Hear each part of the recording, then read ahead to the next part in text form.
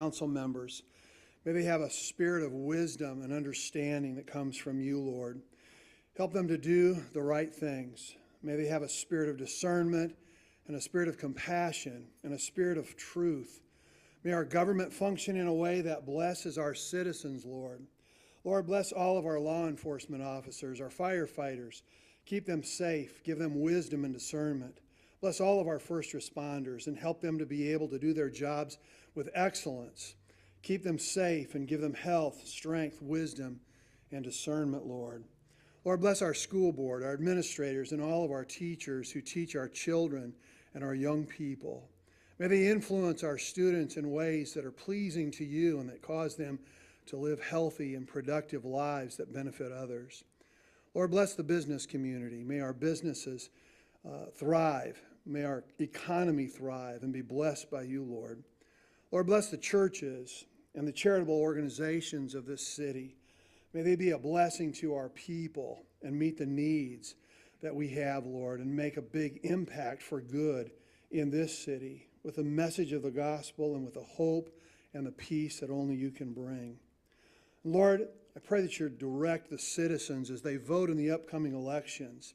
We ask for your direction in the mayor's race, Lord, and in the city council races, in the school board races, and any other city or county offices, Lord, where elections are being held. Lord, we need your direction and your guidance. Give us wisdom, Lord, to choose wisely. And God, bless this city with love, joy, hope, peace, courage, and creativity. Help us to be a shining example of what a city dedicated to God can really look like. We ask all these things, Lord, in your wonderful name, the name of Jesus. Amen. Amen. I pledge allegiance To the flag of the United States of America and to the republic for which it stands, one nation, under God, indivisible, with liberty and justice for all.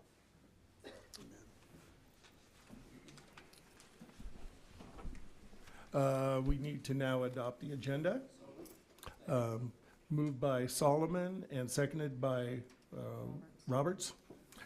Thank you. All in favor? Aye. And that's approved. Anybody dissenting? I'm assuming not. Okay. Thank you.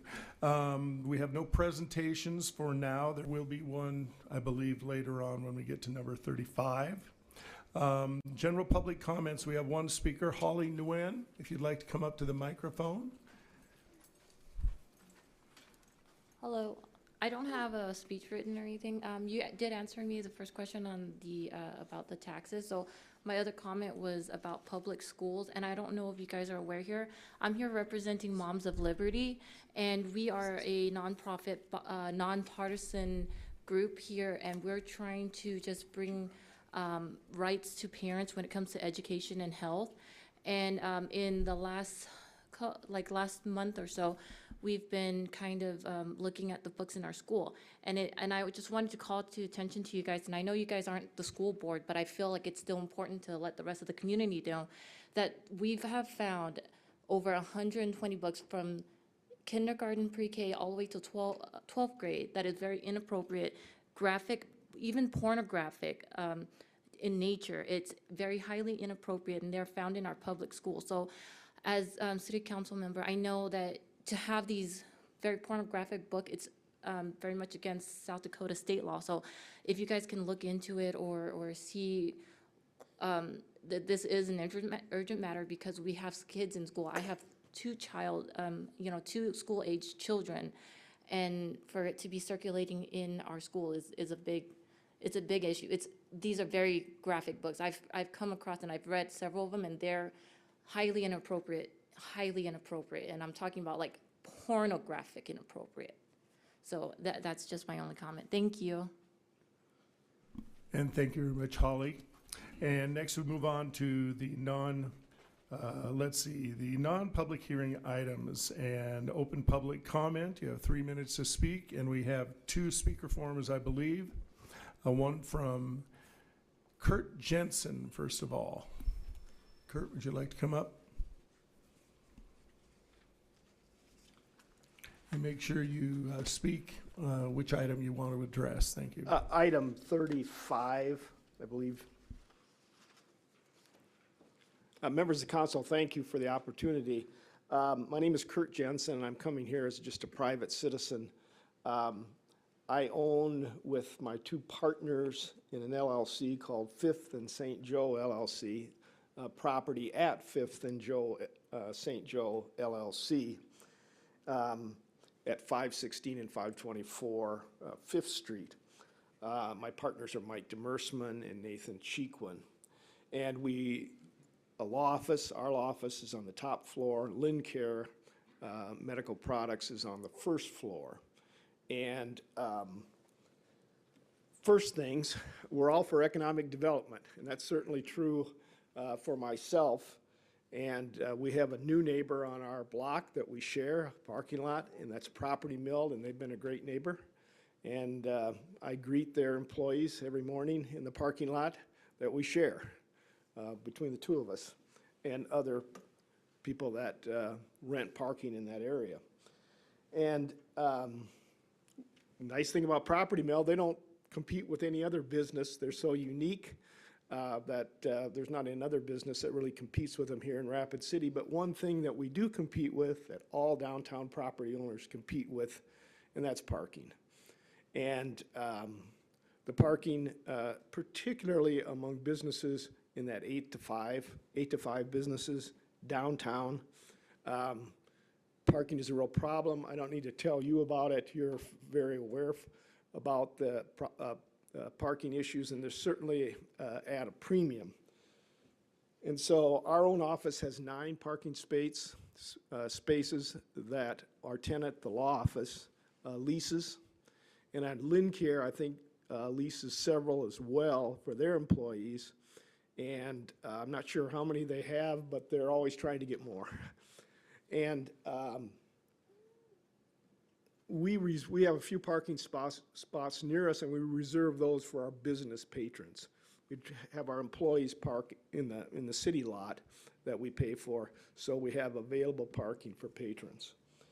So any discussion, I think, of item 35 needs to have a parking component with it.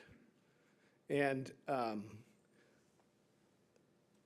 I think you need to include the people that have stakes in that businesses in the area, that have their businesses impacted by whatever you decide to do with respect to that property. We're all for putting property back on the off the city and into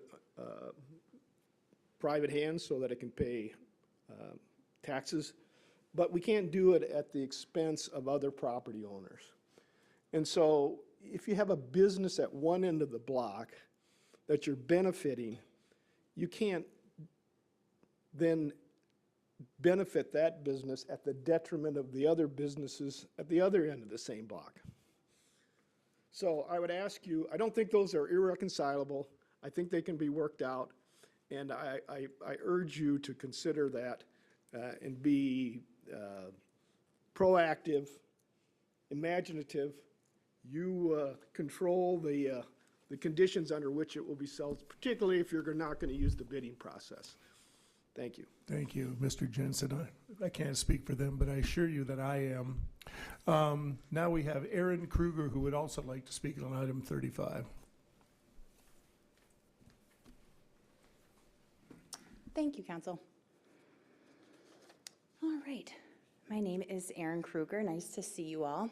As a member of the Rapid City business community, I would also like to express my support for continued growth and expansion of businesses like 11 Main LLC Property Meld. However, I just want to offer some viewpoints from my own family of businesses, which have been thriving in this area for a century now. So one of our 4 locations is 5th and Main Furniture by Freed's. We own the building and also the business. It is particularly relevant to tonight's discussion because 14 of our employees rent spots in the stock growers lot. We have been renting spots there longer than I've worked at the store, so probably 20 years, I would guess. And I have an additional vested interest in parking because I've been a member of the Parking Advisory Board since its inception in 2019, and I'm the former president of that board as well. So I did look at permits, and from what I'm understanding, currently property meld leases 36 permits out of 108, which is 34% of total permits available for lease. This is a significant portion of permits, I agree, but it's important to note that it's not the majority of all permits available. If the stock grower's lot is sold, 70% of permit holders will need to be dispersed, which is a disruption to their business potentially. So I'm concerned about the impact that the sale of the lot could have on other business owners and employees who rely on this for parking. It's critical that the city take into consideration the effect that parking and any changes to parking has on all businesses in downtown Rapid City, not just specific businesses. In addition to that, I urge the city to communicate a little more effectively with the public regarding parking and to establish a concrete plan for a long-term parking solution. And although the city may believe that there isn't a real parking problem yet, the fact remains that there is a perceived parking problem, which can have a significant impact on businesses and their ability to attract customers and potential employees to our downtown area. So if the council does approve this agenda item and the city continues to move forward with the sale of this lot without a solid alternate parking plan in place, I think it could exacerbate this problem and lead to further difficulties for businesses. Especially given the development of Lot B, where Lloyd is developing, and the construction happening at the parking ramp, which I understand is temporary, I believe that the timing of this agenda item is a little ill-advised. It sends the message that downtown Rapid City is not open for business and is not welcoming to visitors and customers. And I think that could have a lasting impact on our economy heading into one of our busiest seasons. So I urge the council to possibly wait on the approval of this agenda item until a more comprehensive and well-communicated parking plan has been developed. I think this will ensure that all businesses in downtown Rapid City can continue to thrive and attract customers for years to come. Thank you for your consideration. Thank you, speakers, and I would remind you that we may call you forward to ask some questions later on if this is discussed. We're going to move on right now to consent items, and I have a feeling somebody is going to want to pull this one. So are there any items you'd like to pull? 1 through 41? Oh, there you go. I have to tap you and mic on. Thank you. Items 35, 40, and 41. All right. Had a feeling that was going to come. 40 and 41. And Mr. Roberts. Thank you. I need to pull item 2 to abstain from it. All right. And Laura Armstrong. I'll make a motion to approve items 1 through 41, with the exception of 2, 35. 35, 40, and 41. And second from Ham. All in favor? Aye. Any opposed? It passes. I've been waiting to do that. All right, we're going to move on to number 2. Mr. Roberts is abstaining from this then. Do I need to read this?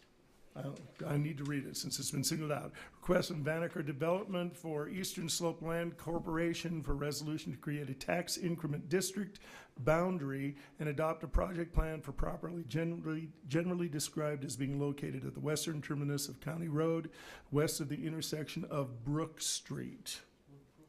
Move to approve, and that's Jones, and seconded by Nordstrom.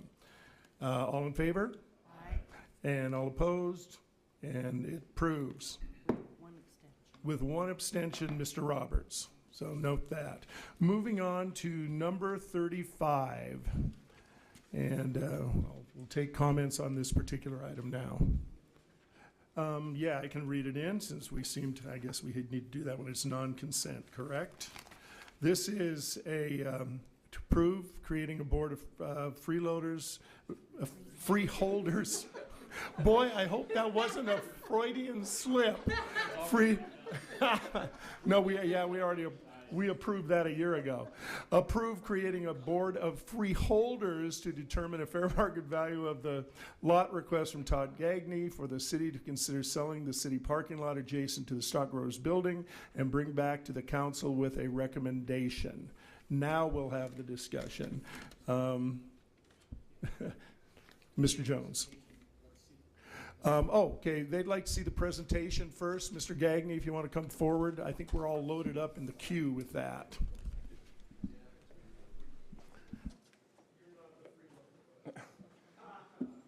Well, thank you, folks. I appreciate it. So I just have a quick presentation here and then some comments from Ray Husband, the president of, or the CEO of Property Meld. Next slide, please. Or I guess I can do this. Where's she? Okay, there you go. Got it. So who's asking for this? My name is Todd Gagney, as it was mentioned. My partner, Matt Ellman, and I have done a handful of projects downtown. They've been kind of a combination of older buildings that we've rehabbed, as well as brand new buildings like Property Meld. So here are some of the ones that we've worked on probably over the last 4 or 5 years, maybe a little bit longer than that. You know, in most of these cases, we're trying to find good businesses to put in here. 11 Main was a project that we did that Property Meld was in a little while ago. It was the quick quarter building, gutted it, renovated it. They were in it for a couple of years, and now Omnitech, another technology company, is in that as well, and expanding and adding jobs. So the approval, the proposal here, I just want to make super clear. I'm not asking to buy this. I'm not asking you guys to give it to us. I think what we're asking is the right to go into negotiations with the city. So I think that's the important part here for the vote today, is we're not agreeing on a price. We're not asking to go ahead and purchase this. I think there's a process to go through. And so I just want to be super clear about what I'm asking for in this vote today. So I just want to touch base on 2 of the major drivers for this project. One of them we've talked about that Ray's here is also to talk through is just Property Meld's continued growth. So as Ray will attest to, he's grown from a couple of folks here in Rapid City to over 50 employees, and is one of our homegrown success stories in the software space. Recently, he just raised $15 million from a private equity company on the East Coast, Frontier Capital. And that money is really to continue to grow the business. And so there's a model, and if they continue to perform to plan, they're adding more and more jobs. And so I meet with Ray quite a bit. I was an early investor. I spend quite a bit of time with Property Meld trying to help out. They're going to outgrow this building in the next 18 months. And so, Ray's saying, where am I going to go? This building's been great. We came to you about 2 years ago for an easement on that lot. You guys approved it. We built it, and I think it's been a good home. I think Ray and company would like to continue to add that downtown. The second piece to this is how do we find the next Property Meld? So a lot of my time for the last 6 years has been as a software consultant. I've had about 30 years in kind of B2B software development. And so we've built kind of what they call a software accelerator. So entrepreneurs can come to us with a business idea, and we have basically a milestone-based approach that helps them have their first product built, as well as early adopter customers that are paying, and then access to capital. And so what we found was we did 2 of these last year as we started the accelerator, and then this year we have 8 in the program. 2 of them are from South Dakota, and 6 of them are from out of state. So these are folks that are coming from Oklahoma, they're coming from North Dakota, they're coming from Utah. We have a team of 3 that are coming from Minneapolis to start their businesses here. And so I think with kind of this idea of nurturing these companies along, our goal is to find more software companies that can grow and add valuable jobs, just like Property Meld has, as well as retain some of the talent that we have from the school mines. So I have a demo here, and let's see if this just goes. And so let me just set up the demo. First of all, I don't think Blaze Leitenberg is here, but I want to give him a call out for putting this together. This is kind of a 3D rendering of what we think the property could look like. I think aesthetically it may change a little bit depending on once we get into costing and everything, but visually the number of buildings and the types of buildings I'm going to narrate through is really what our intent is. So if you look at it from the left-hand side, you see the Stock Growers. The next building over to the east would be the new Property Meld building, 4 stories. There's a There's the old property building off to the right.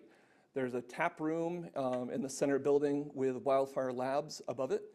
So this would actually have apartments as well as a co-working space for these folks to come. This is a courtyard in between. The hope would be that there's music, there's people sitting outside, people playing games, and really utilizing this. As well as to the north are a series of apartments with some commercial space on the ground floor.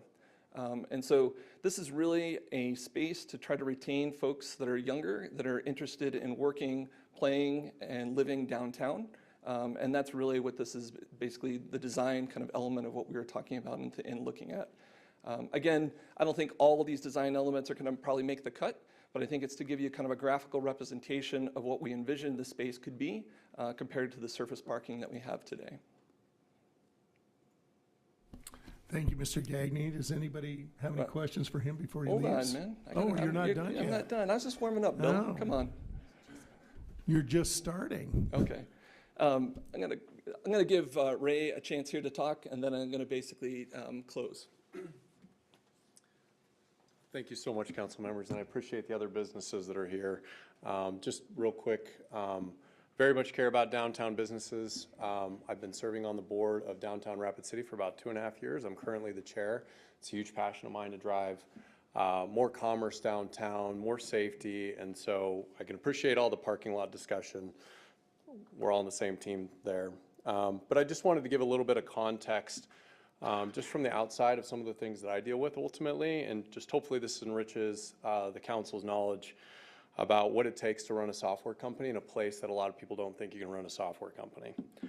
So one of the things that's super important that we do is, you guys can imagine if I go post a job out there and I've got to say, hey, I need somebody who's been and done software before, I can tell you the amount of people in Rapid City that have had that kind of experience is not very high. And it's not a discredit to us, it's just we don't have businesses that help them foster that sort of career development, career growth. So a lot of what we do is we bring up people that maybe don't have that experience more into entry levels, and another part we have to do is actually recruit some of this talent outside. And so part of having a great space and a great building is actually very much that. It's to bring people to Rapid City who have that experience that can ultimately help us grow. And so that's one of the parts, just as you guys are all considering. The other one, which I know it's super glamorous a lot of the times to get funding from external sources, it also creates a lot of external pressure to do things that maybe aren't in the best interest of Rapid City, and that's one of the things that we fight on a regular basis. These funds are not based in Rapid City, they're not based in South Dakota. These are people that sometimes can not believe that we have the talent needed to grow and can scale and can do so efficiently in this community. And so one of the things that's super important that I've always advocated and pushed for is making sure that we can grow this business here big enough, vibrant enough that no matter who those external forces, they never want to take it away. We've seen a lot of experiences of that. And so what really of getting this building and solidifying our ability to come and do this is really solidifying the future of what I think technology is in Rapid City, and if we want to continue to do that. I'm fighting alongside a lot of the council members, a lot of the team members, a lot of the influencers in the community to make sure that that case holds. But space is really important. And when you run out of space, then it breeds a question that we have to go get approval from the board, which is not just me, that dictates some of those decisions. So making sure that we've got good next steps to make sure that we're in the community of Rapid City, South Dakota is super important. Just hoping that we can get the same support that we have in the past of the council to helping make sure that we can continue to expand this operation here. And thank you. Thanks, Ray. I'm just going to take one more minute here just to close this out. I think, again, from a summary standpoint, we're just looking to negotiate. I think we're not planning to buy or looking to have this given to us. And I think fundamentally this is about Property Meld's growth. And unfortunately, there is kind of a clock to it. I think that 18 months from now, that building will be full, and they'll be looking for more space to do this. The next one is, can we can we build a space that actually helps nurture other software companies and adds to the kind of economic development and the success that Property Meld has had? I think this last piece, I think we've already brought it up, acknowledgement that the parking is an issue. I was under the understanding that the majority of the parking spots in that were Property Meld employees. If that's not true, I apologize. I think one of the things that we have talked about with Joel, if we agree to a price, then we allow that surface parking lot to be used for another 12 months before we actually do any sort of construction on it. So depending on how long this process takes, if and when we get to some sort of agreement on a timeline, then we basically would say there's at least 12 months with the hope that the Block 5 project has been cleared and that we're not in the same pinch as we are today. This last one is small, but in the plan that I just kind of modeled out for you, there are 14 to 16 parking spaces that are kind of underground, but because of the water table, there's not that many of them. So that bill will close. Any questions? Anybody from the council have anything to say? We'll start with Mr. Jones. Thank you very much. He needs to hit his thing. Not going, Thank there he you. is. Thank you, Mr. Evans. Mr. Yagni, while you're up there, I'll just ask a question. You said you would allow use for up to 12 months or so after the purchase. Would you lease them out the way they are right now? People that have them would get first shot at it, or how would that work? I mean, I don't know the logistics. The idea that I had in my head was if this purchase was agreed and it went to Elevate, there'd basically be a date where the city's still holding it and all of the existing leases would continue to go on it until that date where we actually purchased it. So basically it'd still be in city's hands. You guys would manage it for that period of time the way you see fit. And then basically there's just a date that we pick it up. But then for the 12 months after the purchase, I believe is what that said, how would you allow the parking to continue? So essentially what I'm thinking that we're going to do is we're going to agree in principle on a dollar amount. It'll sit with Elevate and probably an escrow or whatever format that you have. And basically the clock starts from then. And so basically the 12 months, you guys are holding on to it with an agreement, a purchase agreement that we'll pick it up after that year. Yeah. I don't know if we're not communicating properly, if I'm not asking the right question. The previous slide said after you purchased it, you would allow ongoing parking for 12 months. Is that correct? Is that on the slide, or am I the only one that No. saw that? Okay, so how would you facilitate that? Would you allow the current leases to stay in place, or how would that happen?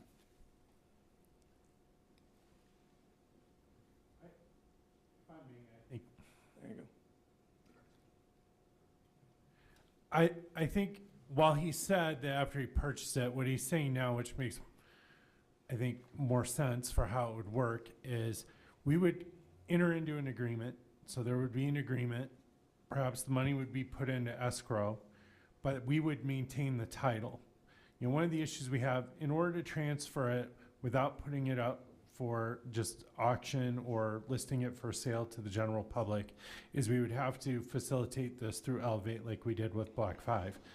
So if we agreed to a price, we agreed to sell it to them, and then they put the money in escrow, we would maintain title of the property for that year. So essentially the leases would still be with the city. We would still collect the revenue, is what he's saying. And then when that year was up, we would actually execute the deeds transferring title. Presumably in that year, we would then have moved or worked with the tenants to relocate them in a manner that was hopefully satisfactory to those tenants. So it would buy us time to work on how we were going to address relocating the current tenants. Also, I think the other piece of this is obviously we have a fair amount of disruption in that area. So it gets us much further along in the Block 5 process and limits the disruption while that project is being constructed. Can you put that slide up, the slide right before this one? Sure. Yeah. So if I was unclear, this is kind of what Joel and I had kind of tentatively talked about from just a theoretical standpoint. And so if that's helpful, then great. If that's not completely true, the way I've written it, I apologize, but that's the intent.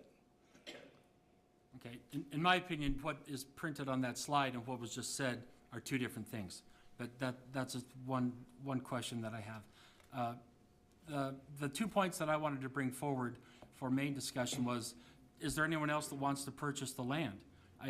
this is a very valuable, prominent piece of property in downtown Rapid City. I'm not comfortable just allowing one person to come forward and a price be created and sell it without giving anyone in the public the opportunity to purchase it. And then the item number 2 is the impact on downtown parking. We keep losing parking downtown with none to replace it. And so whether there's actually a parking problem or not, there certainly is an implied one, and I believe there is one. And so with no parking replacement plan on the table to sell this, I think we're creating quite a problem downtown. We will just be making the parking problem worse. I don't think it's a walking problem, not a parking problem. I think we have a parking problem, and to give up this lot and all these parking spaces with nothing to take its place, I'm concerned about that, and I think we'd want to be very, very careful before we actually decided to do that. Thank you. And Mr. Jones, you're probably out of time, so you might not get to talk to him if you want to. We're going to move on to Mr. Stroman. Thank you, Chair. I guess in full disclosure, I park in that lot because I am a partner of Mr. Jensen's. I do not have an ownership interest in any real property downtown. And I know that I park there. Part of the reason I park there is because one of the other tenants in the building is Lincare, and they have people coming in and out of there all the time who have handicaps. They're there to get health supplies. They can't walk from other places. There's no other place for them to park but in our law firm lot. And Kurt is generous with that. We do have a parking problem downtown. It's not, I think, it's not a walking problem. It's a parking problem, and it just keeps getting worse. This idea couldn't come at a worse time. I know 2 years ago when Property Meld was talking, 2 or 3 years, whenever it was, they tried to buy the lot then. We didn't approve that then. And I don't think it's a surprise that they've outgrown where they are. And I do know that there's other buildings in town that are sizable buildings that are vacant that may be able to accommodate this type of thing. And I'd like them to take a look at that, because I think the impact on the businesses downtown is getting to the point where they can't sustain it anymore. There's retail, there's offices. Remember, we are a tourist community. We have a tourist economy here. They're not going to have any place to go when they come to downtown, if they even bother to come. We have to have some other plan for the parking before we move ahead. And I'm sorry, you've already been through several negotiations and discussions with Mr. Landine, and so don't tell me that you just want to have a chance to talk, because you've already done that. Okay, we know what's coming next. It's kind of like the mining people that say, oh, we just want to explore. We're not actually going to drill. We know what's coming next. So before that happens, if that happens, we need to make some provisions in our parking downtown. We need to support our local businesses downtown. We saddle them with every time there's something comes up, whether it's COVID or anything else, well, they'll just have to make do. So now we've got downtown businesses having their employees walk down the alley at night to try to find their car. We've got people having to make shuttle services available. We're getting a golf cart, whatever it is, to get their people to their businesses. And I think Property Meld is a huge success story for Rapid City. Don't get me wrong. I was super excited. I think they're a great corporate citizen. We need more companies like that. It's just that this is not the right time until we get some plan in place to sustain the parking downtown. We owe that to the rest of our community. I yield. Thank you, Mr. Stroman. Move on to Mr. Nordstrom. Thank you, Mr. Chair. I got to reveal that I have had a chance to talk with Mr. Gagne, full disclosure, and then I also talked to Ms. Fisher after the Legal and Finance Committee meeting. So there is some additional information that Mr. Gagne shared with us tonight. And then, but the only person that's missing from our conversation is our Community Development Director. So I would like to ask our Community Development Director some questions, if I may. I think that's an excellent idea. Thank you. And Mike, and I also reserve the right to talk to or ask questions of Mr. Landine as well. What I would like to do is ask Ms. Fisher is the parking problem that's been perceived here. Can that be, and maybe this is a better question for Mr. Landine, but can that be part of the negotiations for the freeholder by creating this freeholder board? Do you know the answer to that? Mr. Chair. Thank you. So certainly, if we are to be considering whether or not the city wants to sell that property, that could be a definite element of consideration. At this time, we have not looked to see where all of these permit holders, because there's 108 of them, where they are walking to in order to park at that parking lot. Some of them, we potentially could find a spot that's closer to the door of where they're going. Some we won't. But we have not looked at that. That takes getting a hold of every permit holder, getting that information, and it does take time. Thank you. And then just for consideration, they could do on street with a parking permit. Am I understanding that part of that correct? There is available on-street parking. There is available parking within the parking structure. But again, until we know where they're going, we don't know if there's on-street parking where they need it or if the parking structure would be too far away. Thank you.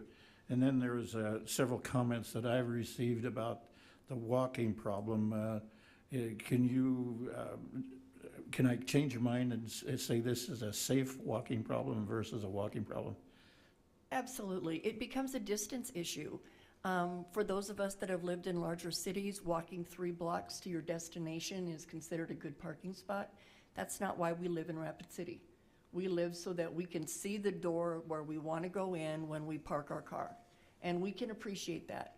And when we're looking at finding someone that lease position, we're trying to get them as close to that door that they're trying to enter as we can.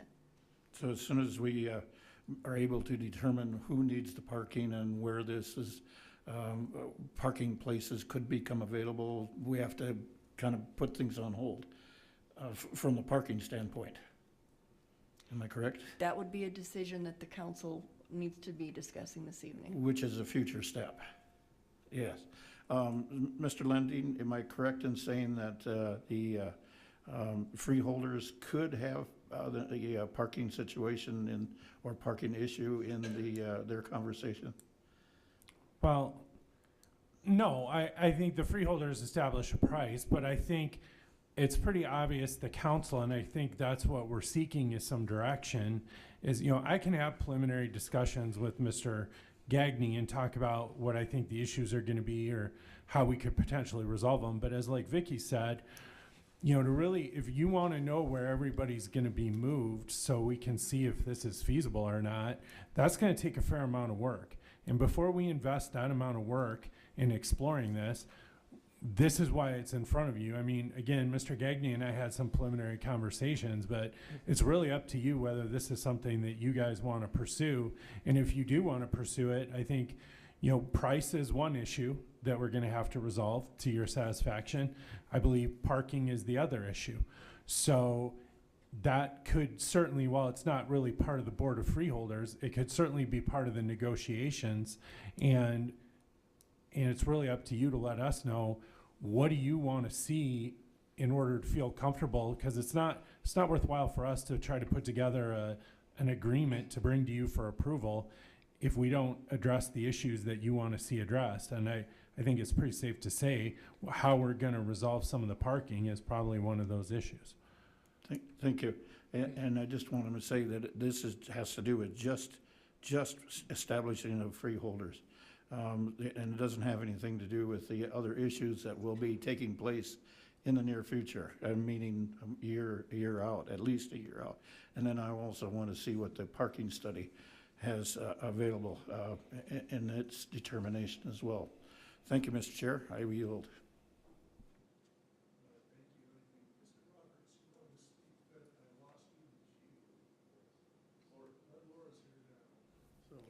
right. Ms. Armstrong. Right, thank you. Full disclosure, I have had conversations with Mr. Gagné as well as Aaron Kruger. Thank you for coming this evening. And just so everyone knows, Ms. Kruger's on our parking committee. So she's a constituent that's actively involved with this. And she shared with me that the parking committee was not made aware of this. So I think that's quite unfortunate. I do have some concerns regarding the timing of this. Obviously, with the closing of the parking garage right now and the Block 5, and then not making our parking committee aware, I just think that's unfortunate. But I will reiterate that this is only a discussion, and I think that maybe we can find a compromise that if we made a motion to agree with the stipulations that there is a concrete plan. I know it's more work, but I think that if we could have a plan for the affected parking places, as well as involve some members of the parking committee, I think that might be a compromise that we might be able to get on board with. So I just wanted to throw that proposal out, and I'll yield my time for now. Thank you, Ms. Armstrong. On to Mr. Roberts.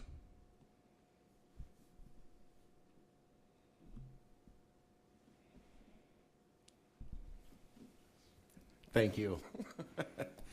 Yeah, and for full disclosure too, I've talked to half the people in Rapid City about this. But one of the things that I wanted to bring up was Mr. Jones had asked if there's any other people that had shown any interest in purchasing the lot. I have had calls from 3 other parties since this made the newspaper. And, you know, that kind of, for me, throws a little bit of a wrench into this thing. I think it would be wonderful for your group to buy this property, and I think that, of course, the parking is a big issue in itself, and I think that could all be negotiated into a purchase agreement. But I had brought up just the discussion a little earlier with a few council members of, you know, maybe we should take this to the freeholders meeting, maybe we should put a value on it, and then maybe we should put it up for auction. Then we don't have people that are complaining about it if we get a price that, you know, is a good price for this property. I think there's a couple of pieces of property pretty close to this location that the city could possibly purchase for surface parking. You know, but again, one of my concerns on this is whichever direction we go, we're either gonna pick a buyer for it and we're gonna be on the losing end from half of Rapid City. If we don't allow them to, you know, because I want to see you expand too. I think your business is wonderful. I think it's fantastic for Rapid City, but it can be a little bit difficult to be put in our position and picking winners and losers. So, you know, I would have no problem if this piece of property went out to the open market for sale and everybody had a chance to buy it.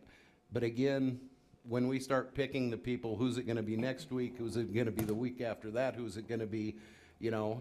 And this one is very, very, very, very difficult because of the fact that there is so much opportunity for you guys to expand. But then I look on the other side of it and I think, you know, 20 years from now, you guys are going to need 20 or 40 acres. Why aren't you looking for somewhere to expand now where you can expand 20 or 30 years into the future? I know you love downtown Rapid City. You know, don't get me wrong. I do too. I'd like to see, and I have seen in the 12 years on the council, I've seen a lot of changes in downtown Rapid City. Some good, some bad, but a lot better than it was 30 or 40 years ago. So, you know, you're putting us into a difficult situation, and again, like a lot of the council members have said, a lot of things that aggravate this are the fact that, you know, we just had, how many parking spaces, Vicky, did the new building on 300? How many parking spaces were there that were taking up with the new building?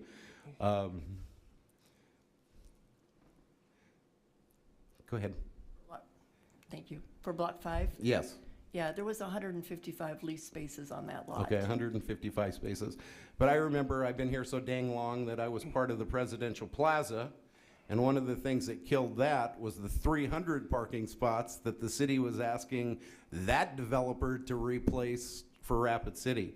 So, you know, when we start taking this away, unless we as a council have a plan to replace it in the future, we think we've got a problem now. This is just going to be the beginning of that problem. So, anyway, thank you. Mr. Solomon? Whoops, did it again. There we go. All right. I think it's worth acknowledging Property Meld, Mr. Gagné and your partners done a phenomenal job. We're so proud of you, and I think it's a great story for Rapid City, and you are awesome for Rapid City, and we encourage your growth. We hope to see you thrive and succeed. I've also spoken to Mr. Gagné, Ms. Kruger, as well as other folks affected by the parking situation.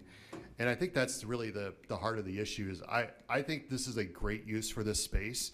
In conjunction with it, and Mr. Landin's asking for direction, I think the direction is we want a parking plan sooner rather than later. I think not just a plan just for the 108 permit holders here, but I believe that we are creating more demand downtown with all the great projects that are going on. More people are going to want to be there. More people are going to go downtown to shop and to dine and enjoy everything that it has to offer. So I think we're creating more demand. So one thing I really would like to see is to take the revenue we're getting from the parking plan we put in place a number of years ago through the meters and the lease parking and decide where should a ramp go? Where should more lease parking go? What's available inventory? And let's get something before the council and the community to decide where that parking is going to be. So I definitely think what's happening downtown is amazing. So I want to see more of it. At the same time, I think there's room here for compromise. I think there's room here for a win-win, that we can look for parking that satisfies the folks that are nearby that area, especially east of 5th Street. I think there's tremendous potential in that area and tremendous investment happening in that area. So my thought is right now I'm fine putting in a freeholders group to determine a value that we're not really deciding anything. But I think before we decide anything, it has to have a parking plan attached to it, or else I'm not sure it's going to get much further. I would hate for a great project like this, or perhaps some other one, who knows, but a great project like this to be derailed due to a lack of a parking plan. And so I think we have to have those tied together hand in hand for the benefit of everybody. So that'd be the direction I would give. Thank you. Thank you, Mr. Solomon. We're going to go to Vicki Fisher, Community Development again. Thank you, Mr. Chair. Just to remind the council, last year in my budget for this year, you approved a parking plan where we will hire a consultant. We will bring them in. We're currently finishing that RFP right now. You're going to see that go out, and then we'll look at the options and make a determination as to who should do this study. They'll identify the amount of time it's going to take, but it will be for all of the downtown area from west of the YMCA to the School of Mines, from Omaha Street to Columbus Street, because all of that area is where we have our leased and city parking, and it's considered that downtown core and needs to be equally considered. That's coming. That it? We'll go to Mr. Ham then. Thank you. Of all the discussion here, a couple of questions that I probably can find from maybe Director Fisher. The RFP plan, if I might, when would that be slated to be finished? Because it sounds like there's about an 18-month window here. Is that something that would be finished in time? That is difficult. As we finish up the RFP and we put that out, this nation is growing at a fast rate right now. So when we get that consulting firm, the one that's got the best plan and the best price, we're not, I can't share with you right now when they can get started and how soon they could finish. But we do take that into consideration, knowing that it's important for downtown. Okay. The second thing, that as far as the assessed value, people, Mr. Roberts mentioned there's people that contacted him about it. These type of situations, it sounds like you gentlemen have worked at procuring folks that are already ready to invest. So interest from a few parties, to me, doesn't mean as much as folks who have already brought to the table monies that they've gathered. So I would assess, I would request that we assess the value of the property at present, and then see if there are others who are interested. I'm less concerned about interested, but more concerned about whether they have money to spend on it at this point within the next 18 months. So that's something I'd like to have considered. I yield. Thank you. We're going to go back to Jason Solomon now, who has a couple minutes left.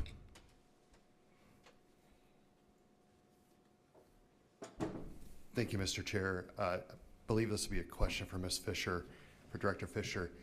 Do we really need a consultant for this? Can't we just look at empty, I mean, we have an empty lot across the street here from City Hall, for example, or we have other lots on the other side.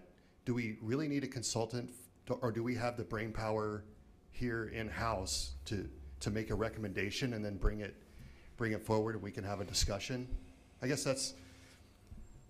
there's some things we need a consultant for because of the complexity. I just don't see this as terribly complex that we can't put a group together, but maybe you can inform me a little bit more. Mr. Chair? Go. Thank you. Actually, there are engineers that do just this. They look at parking. It is very complex.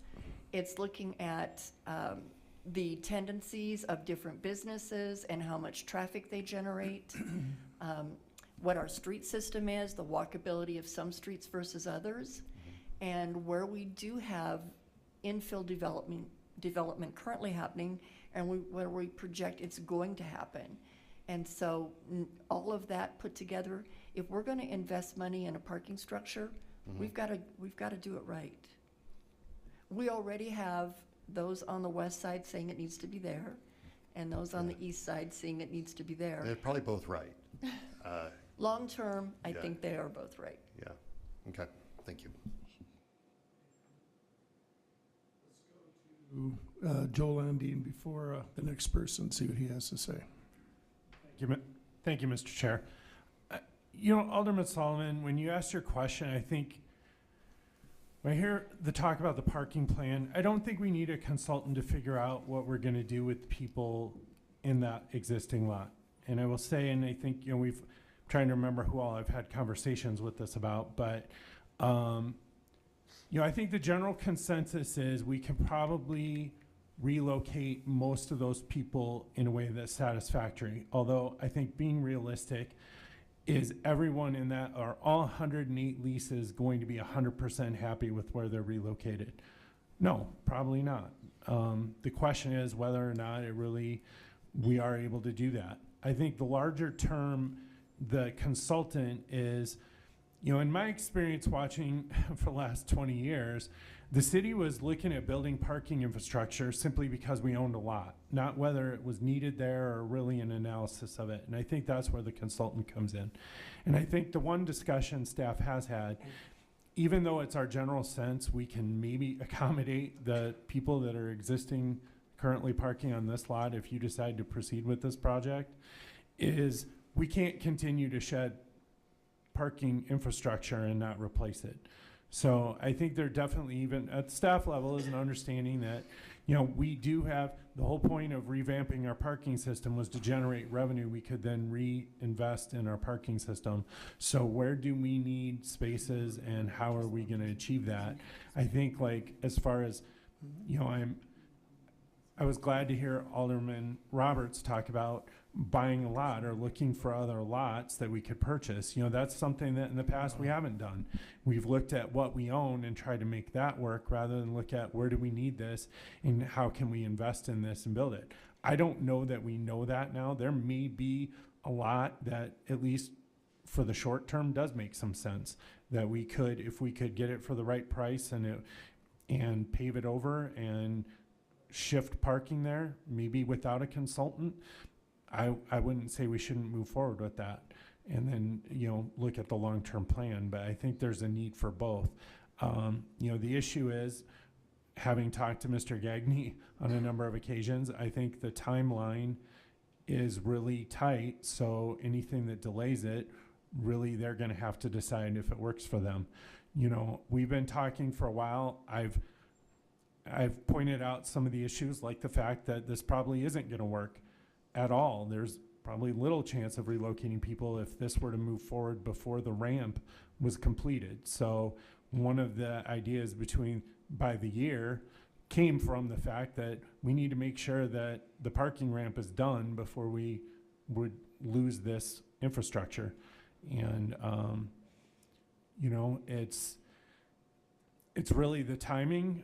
On the other hand, it's, I get the difficulty with moving forward, and you might not make everyone happy, and that's tough. But I think that Mr. Gagné's point is, I need to know basically one way or another. If you're not going to move forward with me at this site, that's fine, we'll move on, but I need an answer sooner than later of when we're going to move forward, which is why it's on the agenda for you tonight. Laura Armstrong. Thank you, Vice President Evans.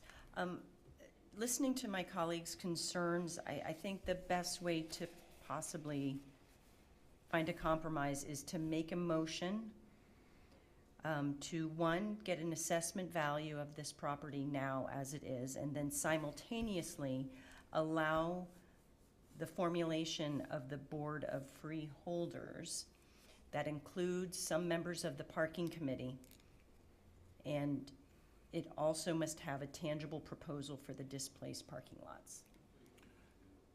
Is there somebody that wants to second that?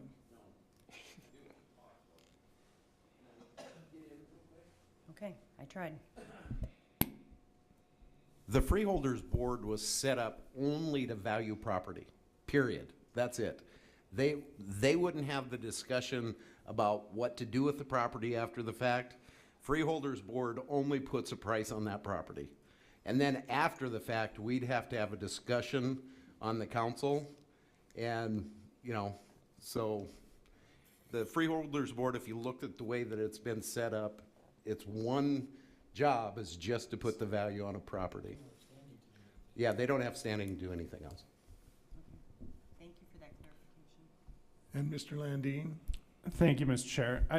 I completely agree with what Alderman Roberts is saying. However, I think the price is one component, the parking is the other, and we're getting bogged down in the Board of Freeholders and what the Board of Freeholders does. So the Board of Freeholders could establish the price if you establish a Board of Freeholders, but it seems to me, whether it was formal or not, if you give us the direction, we could move forward with trying to come up with an answer of how we deal with the displaced parking, and I don't see any issue with trying to incorporate members of the Parking Advisory Committee in that process so they have a say in it.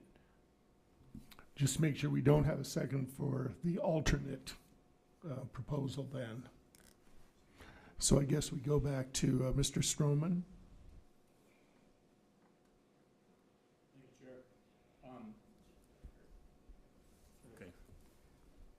I'm assuming that if we had a board of freeholders, that they would utilize a professional appraiser. But if we put it out for bid, no, they wouldn't. Okay. I don't know why they wouldn't. It seems to me like that would be the thing to do. But if we put it out to bid, then we wouldn't have to have a freeholders, and we could just have, get an appraisal and determine what we get the best, if we get a bid that meets our specifications. The last thing, I'm not as concerned about the finding a place for those 108 people in that lot, of which I'm one. I like to walk, okay, so I'll walk, I don't care. But I do believe that has to be a comprehensive plan, because if you take those spots and you move them into in front of another business, then their customers don't have a place to park, or their employees don't have a place. So it's a whole comprehensive thing. It's not just, where are we going to put these 108 leaseholders right now? That's why I think we need a comprehensive parking plan. And back to Mr. Landine. Thank you, Mr. Chair. Just to clarify, so if we were to transfer this directly to these folks, we would do it through the economic development. Technically, legally, we don't need to assess the value. We could transfer it to them under any terms and conditions that we wanted to. But they have agreed to pay for the property, so we have to have some way to determine the value. If we weren't to transfer it through the economic development, the two ways to determine value are either a board of freeholders or to get an appraisal. An appraisal is generally, at best, a 30-day process, likely a little longer than that, to get an appraisal. So another way that we can and have historically valued property is to appoint a board of freeholders. In my experience, there's generally always been a realtor on the council, and the board of freeholders generally comprise some staff and whoever the realtor or realtors on the council are, and they look at comparables and they come up with a price. It is a faster way to determine a value than an appraisal, which is why we were looking at that as an option. It's still a legitimate way, it's just a different way. Thank you, Mr. Landine. And Mr. Roseland? This is going to be short and sweet. Rapid City, in my estimation, for years and years, has always been looking for clean industry because we don't like dirty industry in Rapid City. And you're really a successful corporation in meeting that promise we should have to our citizens. My feeling is, whatever happens to this property, parking is going to be the #1 problem in Rapid, and it has been for 20 years or more, but nothing's really been done about it. It just sits there until somebody else wants to build or put their business downtown, and then we got parking problems again.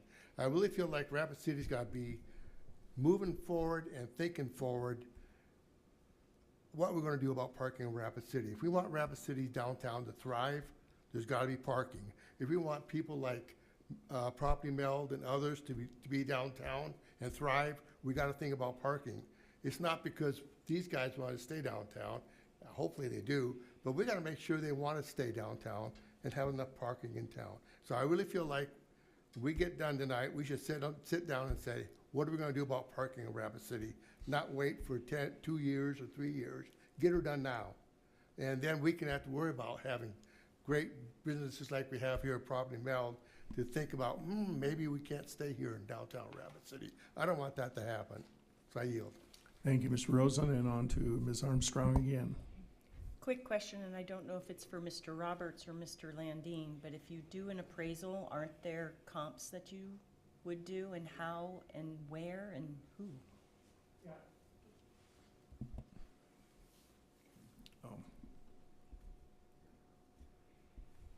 Yeah, I mean, the Board of Freeholders would presumably not just draw a number out of a hat. There would be a rationale that they would have to report back to the council of how they determine the value, which is, again, why historically we've used realtors, because they're used to putting together comps and coming up with a value. The difference is, if you do it with the Board of Freeholders, it takes about a week to come up with a value and it costs you nothing. If you go through an appraisal, at a minimum, we'd have to retain somebody. We just got one done. It took slightly over 30 days. No guarantee. It could take 40, could take 45, and would probably cost about $4,000. So either is legitimate. It was just, we've done that in the past to value property. I think the property we sold on Highway 16, we determined the value of that through a Board of Freeholders. So this isn't something unique or that we don't use. We use it quite frequently. Thank you, Mr. Landine. And before we go on to Mr. Nordstrom, I just want to make a comment as a council member. When I heard of some of this controversy surrounding the lot, I immediately went to some people that I knew, went to Ms. Fisher. I came up with some proposals that I think she found to be somewhat creative. I've also talked to developers, and there's a chance that we could actually solve this problem before it is even happening. through some creative planning and working with the right people, that might even increase the number of parking spots by 400 to 500. So let's not get ahead of ourselves and determine that we can't get this done for some little obstacle. The reality is, in the world of urban planning, when you have a main street, parking is the least desirable thing to have on it. Because when you break the street wall, you break the possibility for building to building business and that kind of enterprise. So we want to create streets that don't have these breaks in them. Another perfect example is down by the Assurant building. I mean, this is not a good spot because you break for almost a city blocks what pedestrians do. So we need to also think of this when we make our decision. There's a better spot for parking than on St. Joe and or on Main Street. And we'll go on to Mr. Nordstrom now. Thank you, Mr. Chair. I'll make the motion to approve creating the Board of Freeholders and to include, correct me if I'm wrong, but city officials and who else was it? Parking Committee members? Okay. Okay, we have a first and a second. I guess we have to go to discussion. Mr. Jones? Thank you very much, Mr. Evans. So if we're going to do this and create the value, then that is all that this motion is allowing, correct? It's not allowing more negotiations with Mr. Landine and Mr. Gagne or anyone else. It's just to create the value and bring that forward to us to determine our next step with nothing else. Other than the parking part of it, yes, but as far as creating the value, it's just for that, correct? Okay. Thank you. Well, then let's call this motion to a vote. I think it needs to be roll call. Do we want to do that? Heidi?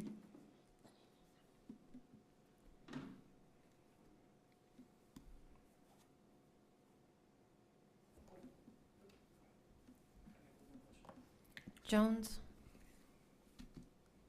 I was going to ask one more question, can I? I think we already called the roll. Can't do it. Sorry. Aye. Solomon? Evans? Aye. Roseland? Nordstrom? Ham? Roberts? Stroman? No. Armstrong? Okay, that definitely passes. Thank you. And 8-1. And moving on then to number 40. Yeah, Mr. Jones, I'll let you ask your question now. Thank you, Chairman. For Mr. Landine, how long of a window would this freeholders appraisal hold? Would it be good for a day, a week, a month, a year? Or just as long as we say it is? Thank you, Mr. Chair. Yeah, I think it's probably good as long as you say it is. I'd have to double check. I mean, obviously at a certain point in time, you don't want to rely on a number that's too old, but I don't think there's any, you have to take advantage of it within like a month or, a week or whatever, so. Thank you. Thank you, Mr. Attorney and Mr. Jones. Now on to number 40. No bids were received for the Sheridan Lake Road reconstruction, utility wall and sidewalk breakout project. Do I need to read the numbers? I don't think so. It opened on April 25th, and we would like to reauthorize the staff to bid again at a later date. Is there any discussion on this? Mr. Jones? Thank you. I asked to pull 40 and 41. I'll make a motion to approve going out for bids, and I'd like to maintain the floor. If I can get a second. So, sure. Question for Mr. Tech. Can you just comment on why you think we didn't get any bids and just what the status of those projects are as far out in the world of bidding right now?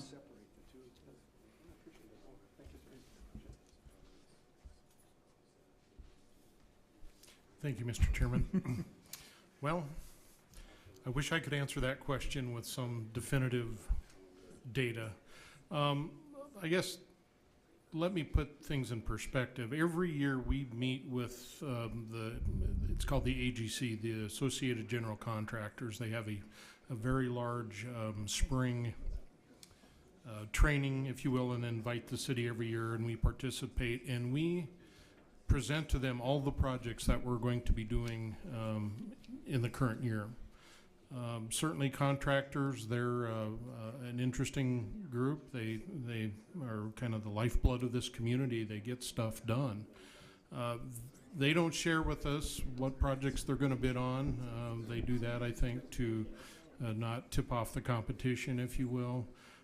We all know that workforce is an issue in this community. Things are busy. They only have so much capacity. I don't know why we didn't get bids on these two projects. And actually, I should also say we bid a third project and we only received one bid on that. So out of 3 projects that we bid, we only received one bidder. We're going to try again. We're going to take a look at it, see if there's a longer completion date we can put on it.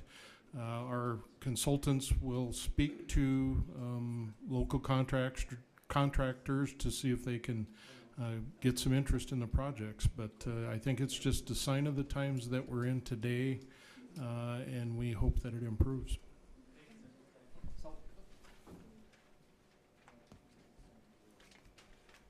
Thank you very much, Mr. Tech. And one of the reasons I wanted to ask this is it ties into a concern that we hear from our citizens all the time about why aren't we fixing streets? Why aren't we fixing streets? We want to fix streets. We want to fix more streets, but there's a limited amount of contractors in town, limited number of projects that can be done. And as we've said before, even if we had an endless amount of money, there's only a certain amount of projects that we can do because there's only so many contractors to do projects. So this more informational, more than anything else, to our constituents, so they know we hear you. We know we need street projects done, but there's a limited number of contractors available to do them, as Mr. Tech's explanation just explained, and so we are in a bit of a bind in that entire project, or process rather. So thank you. Mr. Chairman, if I may. Certainly. Thank you. We're not in a crisis. I want to make that point clear. We bid projects continuously, and in fact, on nearly every council agenda, you'll see projects that we did bid and we did receive bids. So we're doing our very best. I think the city as a whole is doing their very best to make sure that we are making those improvements and investments in infrastructure. I couldn't agree with you more, Mr. Jones. That's a very important thing for this community. Thank you, and on to Mr. Stroman. Thank you, Chair. May I address Certainly. Mr. Tech also? So Dale, would you be bidding it for like the next construction season then, if you rebid it? Well, the Mead Street project it's a fairly small project. I would anticipate we would regroup, try to beat the bushes, see if we can get some interest, rebid it probably for work this year. It's certainly not a full construction season project. The Sheridan Lake Road project, on the other hand, that project we called a breakout project. We were doing that project. It was about 20 to 25% of the value of the overall project, and we were doing that to get out in front of it, get some underground utility, private utility work out of the way, get a sidewalk corridor built. We may have to do it all in one project now, so we're currently evaluating that, and so that would be a 1.5 construction year season if we do it that way. So if we had to delay the Sheridan Lake Road project, would we be able to divert the funding now and maybe fix some roads in, say, Carriage Hills or some streets there or some other places, and then come back to the Sheridan Lake Road project later? The funding that we have available for those types of projects, as a matter of fact, we will be doing Carriage Hills. That is a planned project and funded. But no, it's these short windows, a year or so, we've already got 5 years of projects out there. So I don't believe we could respond that quickly to take these funds, divert them to something else, and then come right back to it. That's a lot of a heavy lift. Okay, thank you. And Mr. Nordstrom. Thank you, Mr. Chair. If I may make a motion to acknowledge no bids and reauthorize staff to rebid that project I think later. Mr. Jones already did that. We did. He was the Okay. first speaker. I didn't hear it. before we go on, I think we already had a second too. Before we go on, Ms. Armstrong went to the convenience, and she will be back momentarily. But I want to comment that I did have a couple-hour talk yesterday and again this morning with people who attended the meetings that were held, I believe, back in February. And they did express some concern that they know that this is necessary. In particular, they pointed out that between 7:15 and 8 in the morning, it's a terror zone down there with the traffic. But then they also said at 3:45, at 5 o'clock during rush hour, it really isn't that big of a problem. And that was pretty much the consistent thing. So we're spending a lot of money to solve a problem that exists for a mere small percentage of the year when you take it in context. And so I'm wondering if we explored, and I did speak to Mr. Lehman about this as well, and he agreed that we've seen this elsewhere. Perhaps and eventually the amount of traffic in that road is probably going to warrant rebuilding it. But have we ever explored the possibility of just expanding turning lanes using things, for instance, what they do on Dodge Street in Omaha? 5 lanes, part of the day 4 lanes go one direction, the other part of the day they go the other direction. Because the bottleneck is all there in that 3-block area, if I'm not mistaken. Have we ever done any kind of exploration of those kind of solutions rather than one that costs so much to fix? Just a question. Thank you. The answer to that question is traffic is expected to double on that roadway over the next 15 years. We need the additional lanes. The capacity of that road has been studied in depth. So the project that we're working on for today and next year, that's to serve that road for the next 40 years. We have one opportunity really to do this road right, and now's that time. All right, well, that answers that question. I had a feeling that was going to be the answer. And I guess no other comments? Or does, Mr. Stroman, do you have another comment? Sure.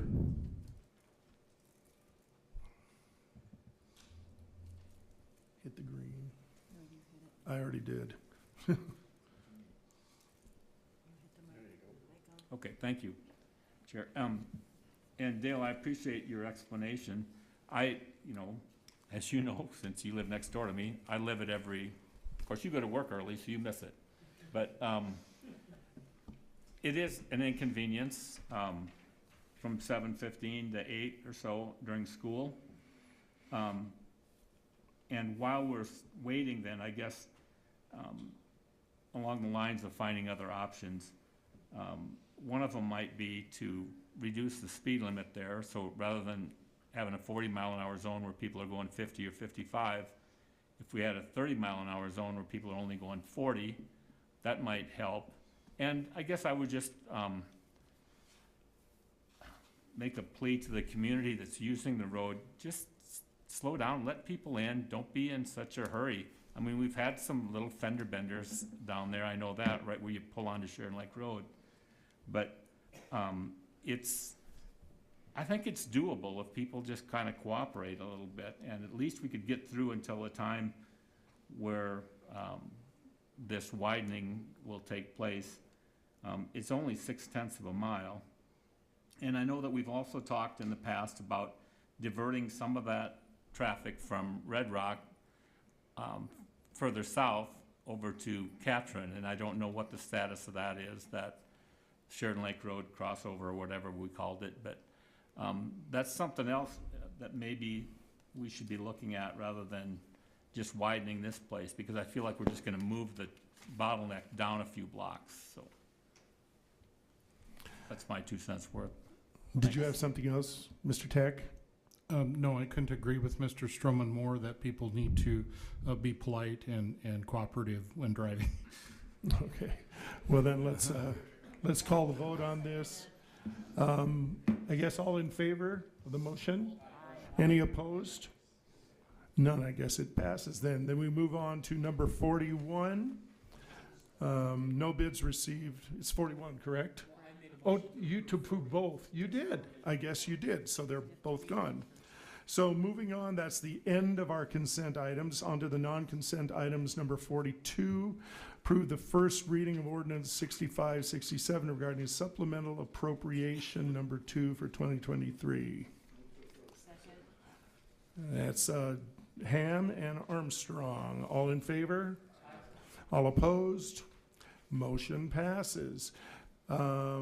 Let's see, a request, this is number 43, a request by Avid 4 Engineering for Pete Lean Sons for a preliminary subdivision plan for proposed lot 1 of Lean Headquarters subdivision for property generally described as being located at 3401 Universal Drive. Motion? Jones and Roseland.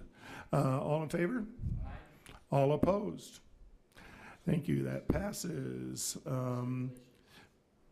Yeah, approve the stipulations, that's correct, thank you.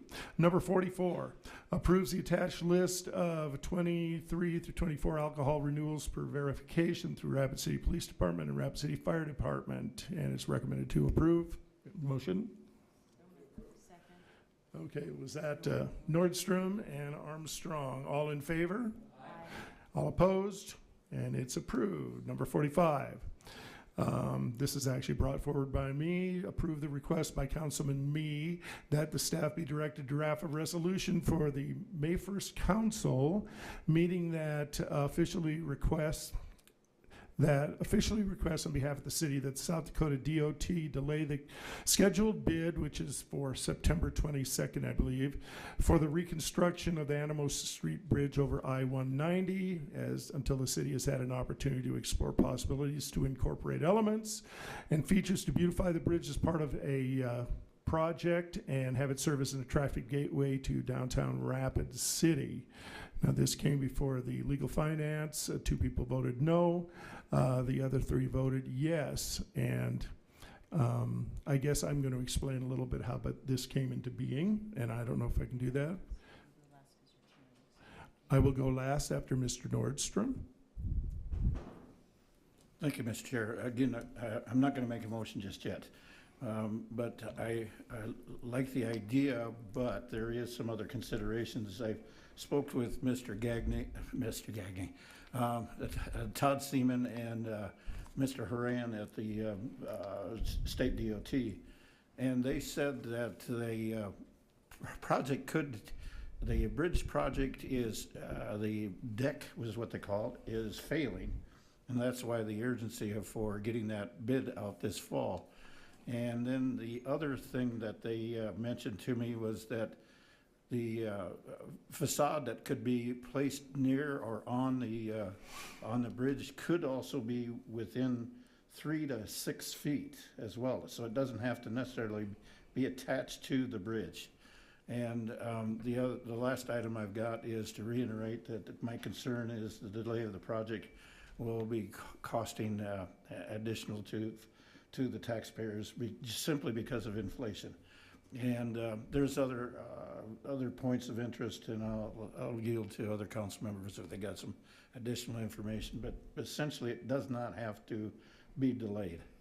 Ms. Armstrong? Okay, make a motion to approve. Mr. Jones seconds. Armstrong made the motion. And I guess I can explain a little bit how this came to being, since I'm on the beautification committee. It was pointed out that this bridge was coming up for replacement at the exact same time the city started talking about a gateway welcoming thing as part of a plan to beautify the city. I know that's part of our master plan and if you look back to, I think a community development plan that was approved many years ago, that was part of the plan, is to develop each one of those gateways so they're attractive to visitors to our city. So we were hoping to simply increase the amount of time we would have to explore this, since it all came rushing to us at once. It doesn't really change their plan necessarily unless we would come up with a proposed plan, but what it would do is just not have them bid it now. This was Mr. Horan's suggestion, so it's not really that critical. He said, in fact, they want to get the bids out now, and they're not going to build it for more than a year anyhow. So delaying it a few months is really not going to affect this project one iota. And the reality is, we're here to represent the citizens of Rapid City, not save money for the Department of Transportation. I think they could shake it up and give us more money in the first place. So I would suggest you do this. It's being supported by people from Elevate. It's being supported by people from Destination Rapid City. I know that the citizens would like to see things done differently. We've seen what a mess the undersides of the bridges are at out there by Menards. At 5th Street or Haynes Avenue, and we've had no influence as to how those things were constructed. We got stuck with them, and they're a maintenance nightmare. This is not necessarily a maintenance thing, but we would like to have some influence going forward with the DOT as other states are doing. And I think if you explore the gateways that are being built across the country for other cities, we are behind the curve, and we need to start doing things differently here if we're going to compete. And having a beautiful gateway to our town is one place to start. Now, the reality is, if you drive in under that bridge, and the proposal is to replace it with exactly the same sort of structure. In fact, in the pictures he showed us, you cannot tell them apart. They look exactly the same. What it does do is what Mr. Nordstrom did mention, that they're going to increase the capacity of that bridge. And I think Mr. Culbertson knows that we currently do drive around that bridge in order to make sure we don't overload it with a big fire engine. Could you speak to that?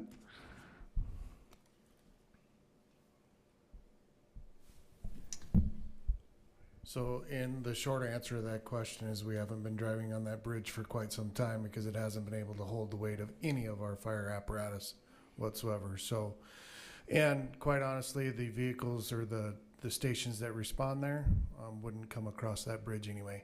There's no direct route from a station to that, across that bridge. So it's the community members that are, and or if there's something catastrophic going on in the south part, to be able to get across that bridge. So there is some of that, but we don't use it currently.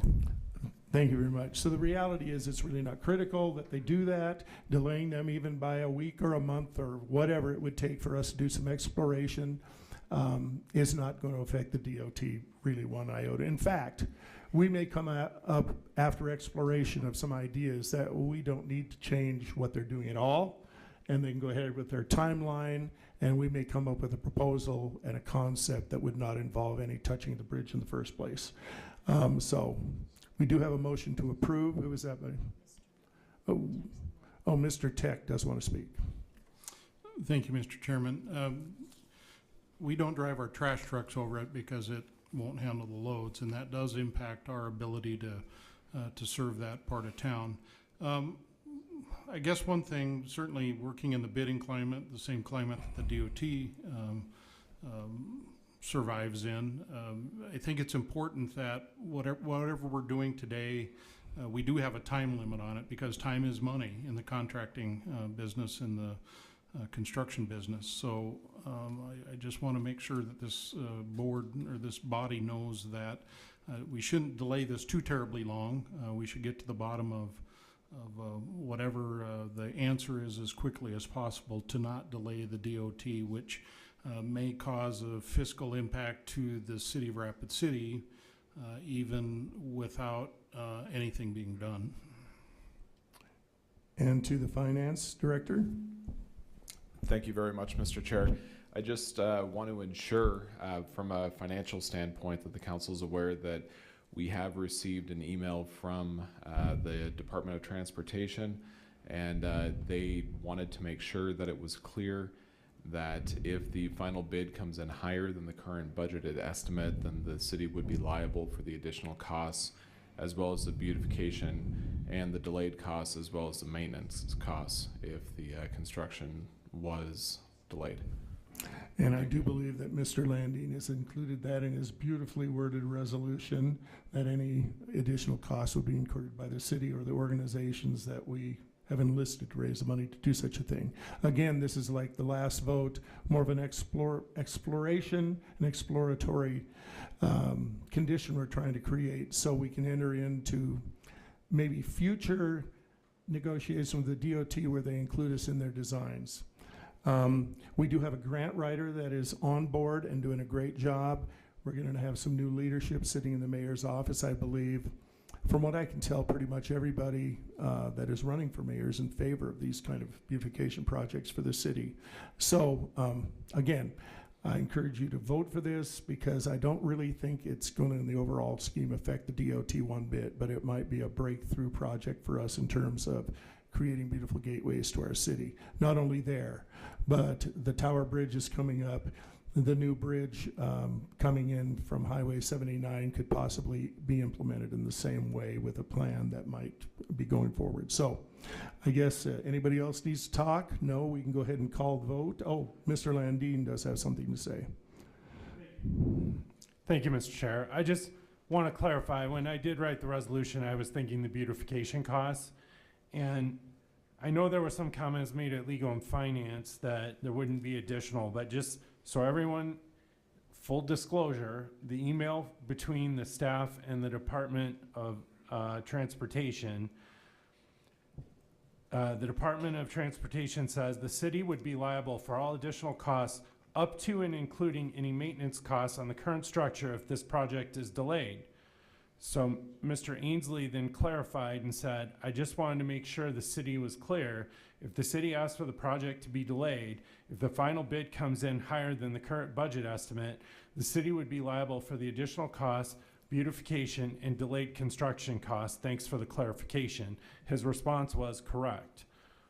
I think it's really, Mr. Tech and I talked about it briefly before the meeting, and he acknowledges it's hard to predict in the bidding environment what, if any, costs there would be, but I think you need to be aware that there is some potential costs in delaying this project. Well, again, it's my hope that this is actually going to go forward with their current bidding date, and we wouldn't have to change it at all. The reality is it kind of caught us all by surprise, and we would like to have some input in what we're doing. Perhaps the design that we come up with doesn't even touch the bridge, and it would not involve them one bit, so that's a possibility as well. Mr. Roberts. Thank you. I didn't think you were ever going to shut up. I thought we only had 3 minutes to speak on an item. I can cut you off now. Okay, good. Anyway, do you mind if I ask Director Tech a question? Thank you, Dale. So if this goes forward now, as the current bid, and the bid comes in higher than what the projected cost is now, the state would cover that cost currently?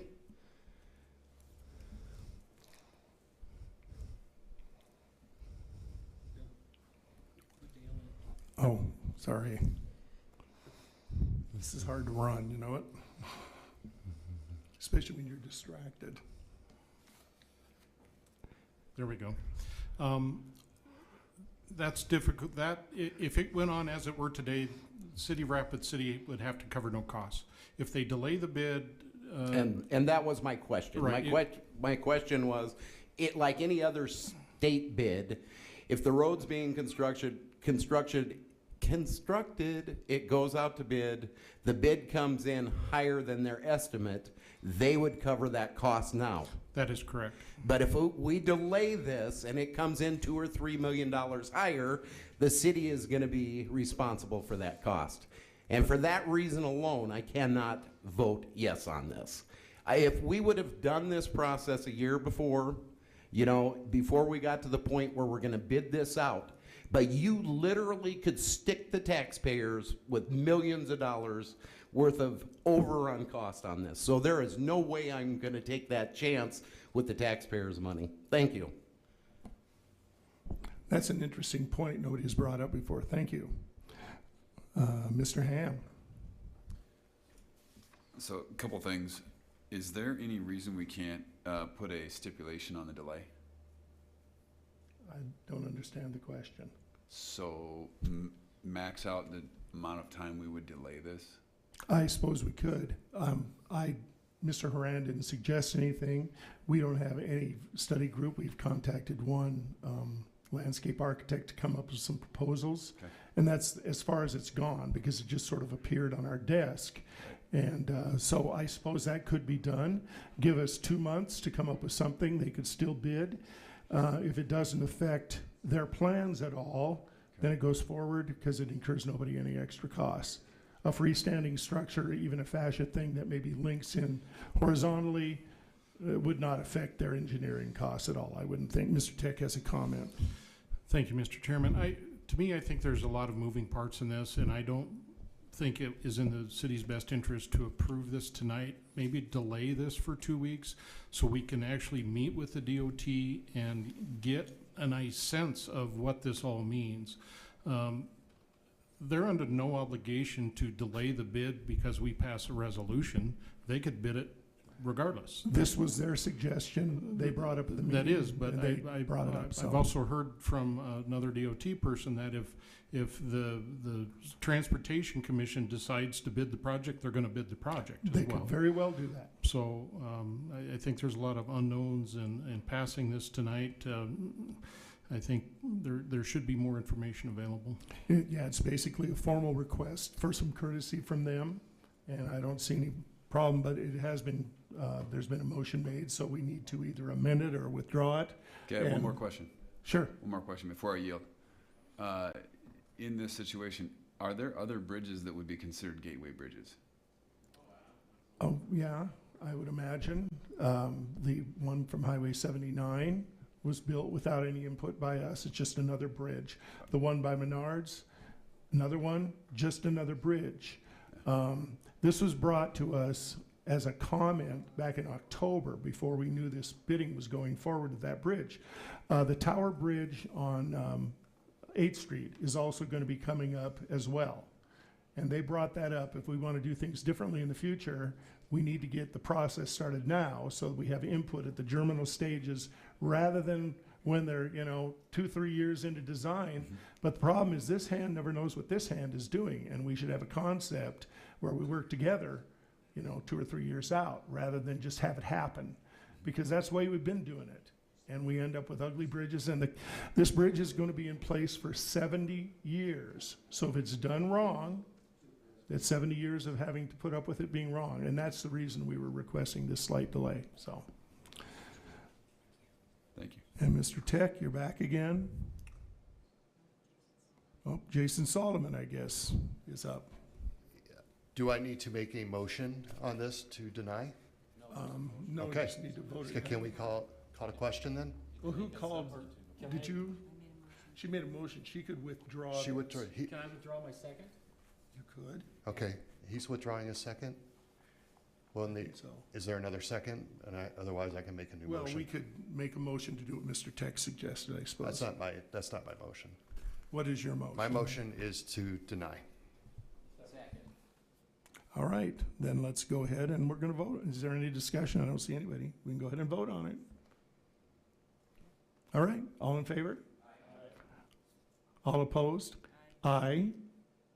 So that's, 7-2? And, okay, then we move on to, that's the end of, where are we at here? Yeah. All right. We're at public hearing items, open public hearing comments. Is there anybody here to speak on anything 46 through 47? There is not, so that is closed. So consent public hearing items. Do we have a motion to approve these? Does somebody like to withdraw one? Move to approve by Roberts. Do we have a second? Roseland, second. All in favor? All opposed? Motion passes. And then that's the end of the public hearing calendar. So on to the bill list number 48. Have a motion? Oh, we have to hear it first, okay. All right. Hey, it's the first time I've done this. I think I've done okay. Go ahead, Mr. Ainsley. Thank you very much, Mr. Chair. The total bills are $19,194,644.88. All right, all in favor? All right, all opposed? Motion to adjourn. All in favor? I guess we go. Aye. There you go.